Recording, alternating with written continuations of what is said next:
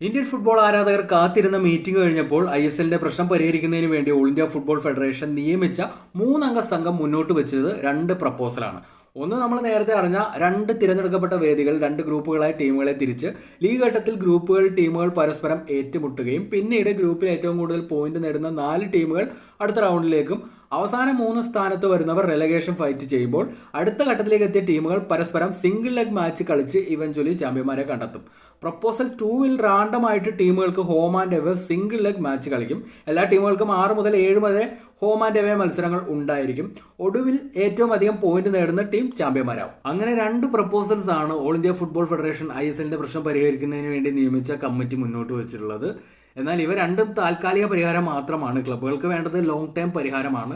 Revenue മോഡലും ബ്രോഡ്കാസ്റ്റിങ്ങിനെ കുറിച്ചും ക്ലബ്ബുകൾ അന്വേഷിച്ചിട്ടുണ്ട്. പക്ഷേ അതിനൊന്നും കൃത്യമായ ക്ലാരിറ്റി നൽകാൻ ഈ കമ്മിറ്റിക്ക് കഴിഞ്ഞിട്ടില്ല.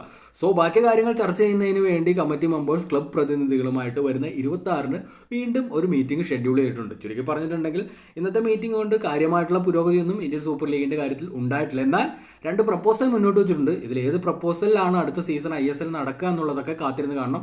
എന്തായാലും ഇതിൽ ഏതെങ്കിലും പ്രപ്പോസൽ നിങ്ങൾക്ക് ഇഷ്ടമായിട്ടുണ്ട് തീർച്ചയായിട്ടും ഒന്ന് കമന്റ് ചെയ്തേക്കാം.